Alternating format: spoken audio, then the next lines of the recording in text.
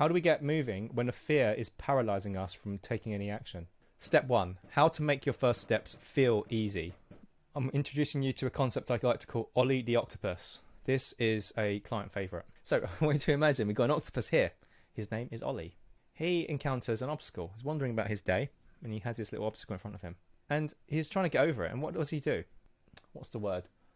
Maneuvers his tentacles across, one at a time, and then slowly levers himself over to the other side.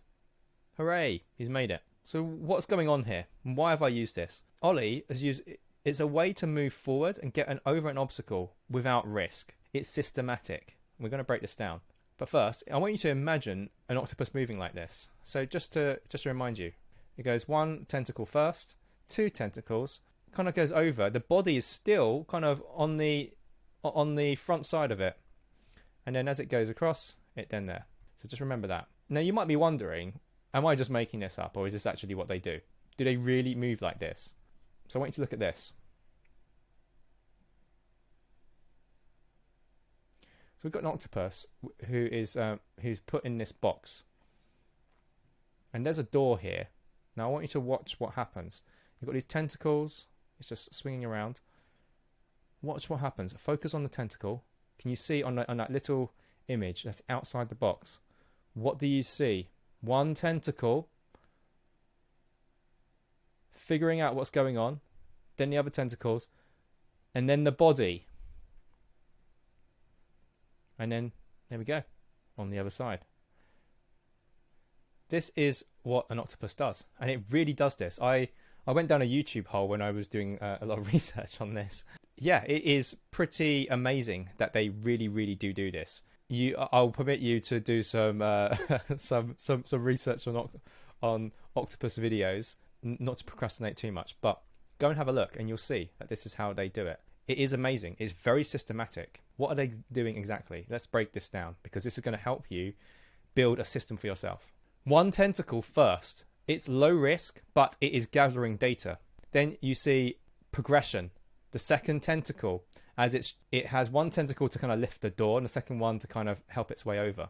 Meanwhile, the rest of the body is remaining safe. All the tentacles are here, and the head and the brain and the whole body is here. So if anything goes wrong here, it can still survive. And eventually it goes over. But here, at this point, there is a combination of safety and progress. This is really important to recognize, because this is where a lot of people go wrong. They either stay in safety mode and don't make any progress, or they try and jump completely without remaining safe. Both, I would say, are usually suboptimal. You want to try and create a situation like this. Now, there is an element of commitment eventually. So what are the lessons? They don't jump in.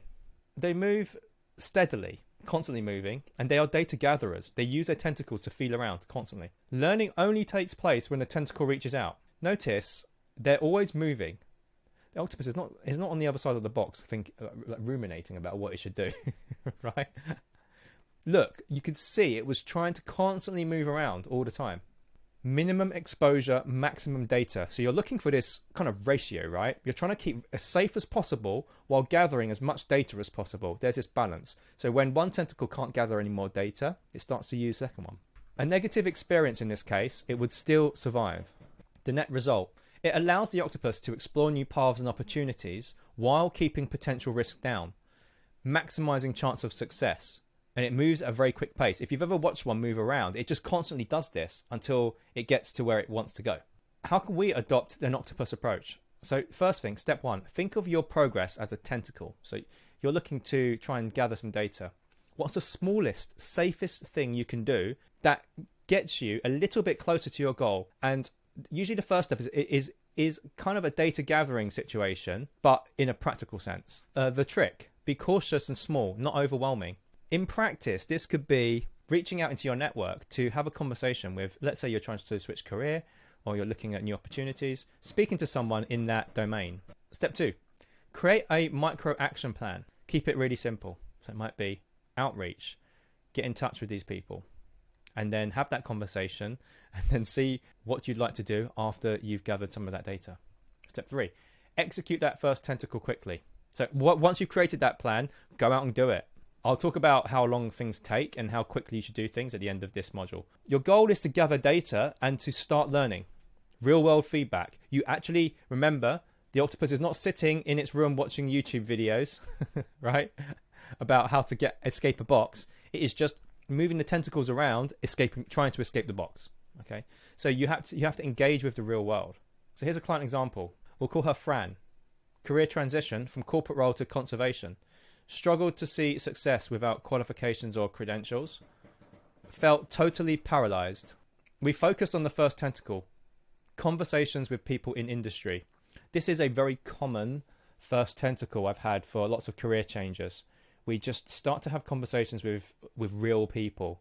A lot of people have preconceptions about what these industries, what you need to get into these industries. The reason I usually do this with so many people is because all of those preconceptions are often, many are wrong. Many are wrong. What credentials you need, what you need to get in, what qualities you need, etc. Okay. The goal here was to gather data, quickly dispel these preconceptions, which I just mentioned. And this was like qualifications. Did you need to go to university to study 4 years to have the right qualifications to get into it? We found out that was not necessary. Keep safe, little to lose, and done quietly. Just want to touch on these. Safe, what does that mean? Well, we didn't want to rock the boat with her current situation, so we didn't want to announce it to her work or on social media or anything like that, because it puts a lot of pressure on.